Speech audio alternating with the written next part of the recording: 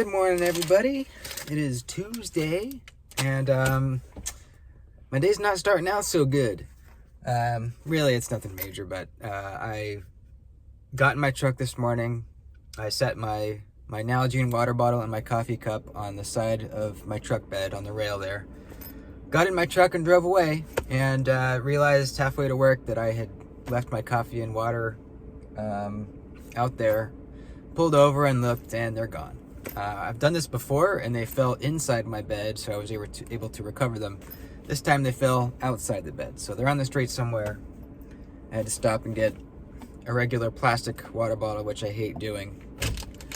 But what you gonna do? You know what I mean? So today, I want to talk about the Precision Knife Works Wharntac.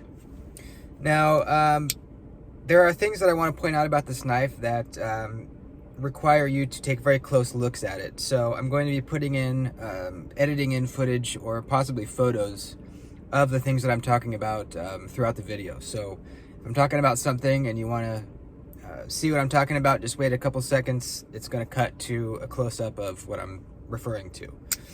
So the Precision Knife Works Wharntac. This was a knife that dropped this year. And they were hyped up pretty heavily, and still are, I think. And I see why. I mean, this is, I love the design. It's a, super aggressive Wharncliffe, textured titanium frame lock, really good clip. It's great. But I didn't have the money when they dropped or something. For whatever reason, I didn't order one. But I've always wanted to take a look at one, and recently my buddy Mark sent me one to look at. Now, the first thing I noticed was how unbelievably thin the tip is. I'll probably cut to a photo of that right now.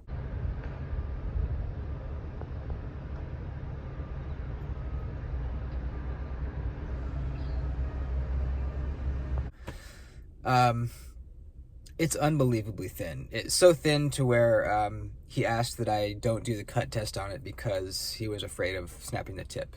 And I don't blame him. I would even be scared to really, cut with this thing like I would a normal knife because of the unbelievable thinness of the tip. For some people, that might be a good thing if you're just doing very small, delicate work. For me, who would use this knife just like I would any other knife, it's too thin. It's way too thin. So while it's kind of cool looking at it, how thin it is, it's really not practical, it being that thin for me. Another thing is, I don't know how he got it that thin without destroying the hardness up at the tip there. It seems like that would be really difficult to not let that very tip heat up to a point where it would destroy the heat treat. Like I said, I haven't sharpened this, I haven't cut with it, so I don't know. So basically how it worked when these knives dropped, or I can't remember if it was a pre-order, if they dropped, but you could pay for the standard machine ground bladed version, and that was I think $235, I think. And then you could pay more. You could pay $315 if you wanted him to put a hand ground hollow grind on it. Now, that's a pretty big leap in price for a hollow grind, but it's not completely unreasonable. It's difficult to do. I certainly can't do this. So whatever, you could argue about the price, whatever. The fact of the matter is, this is very sloppily done. This grind is very, very sloppy. If I got this in the mail, I would have immediately messaged him and been like,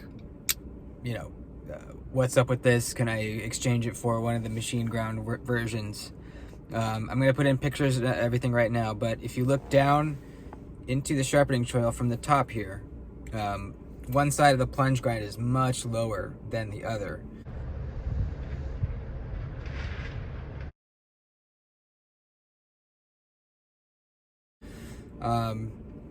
Not only that, the plunge grind that goes up the side of the knife here is that line where it goes from the plunge to the flat is wavy, not a straight line.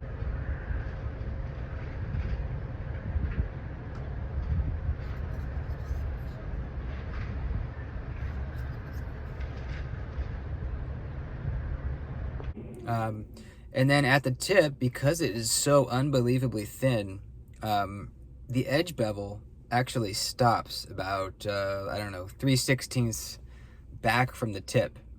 It's just too thin to even put an actual edge bevel on it.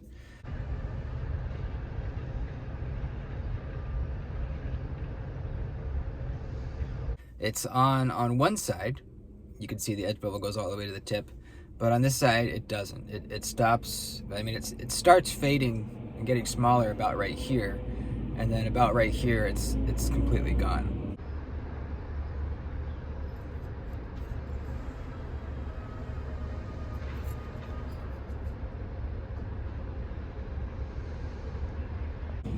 Now that practically probably won't matter since it is so unbelievably thin up here.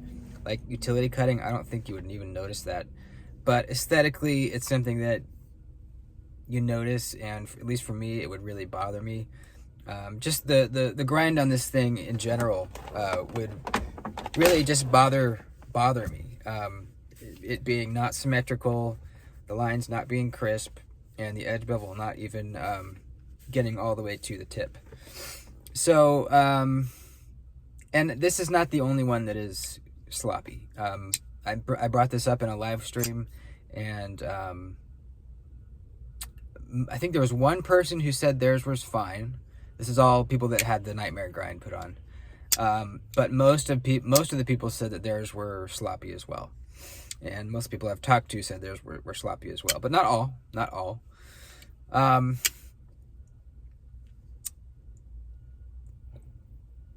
I would be unhappy with this grind, like I said. I would have it swapped for a machine ground version. It's way too thin up here. It's sloppily ground. It is thin behind the edge, so that's real nice. It's not a crazy deep hollow grind, but it's deep. It's perfectly good in that regard. Let's talk about the rest of the knife. Well, actually, let's talk about the sharpening choil real quick. It's pretty good. He did keep that plunge grind a pretty tight radius, so it doesn't gradually get thicker. It kind of just quickly and tightly gets thicker. So you have enough room here to get a couple sharpenings in, so that's good. The rest of the knife is really good, I gotta say. The detent is spectacular. It is a very, very crisp, super satisfying knife to reverse flick. It makes a great sound, kind of a loud thwack. Really good, really great detent. This is OEM'd by QSP, by the way. Man, they are just doing such a good job on these OEM projects lately. It's perfectly centered. It's pretty crazy to see that minuscule little tip just perfectly centered right in there. Yeah, so the action is great. It's not false shut or anything. A couple shakes, but yeah, the flicking action is great. Thumb flick is doable, not as easy as the reverse flick, but you can get it. The texturing on the titanium is real nice. The clip is just a flat standard clip, but works really well. Lock bar access is great. Get in there easily. Ergonomics are great. Don't feel any hot spots. You can be back here, or you can choke up on this little flat spot. All the edges are chamfered nicely all the way around. The jimping is nice and grippy. So there's a lot of good things about this knife. And I think if I had gotten and again, this isn't mine, but if I bought this and had gotten the machine ground blade, I think I would have had nothing really negative to say about it.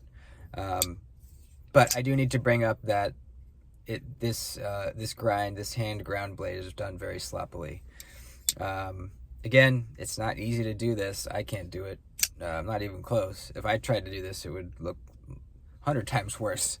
But still, it's not acceptable to me. And I think most people would see this and not be happy with it. So that's it. Like I said, really love the knife. I love everything else about it. The grind is done sloppily.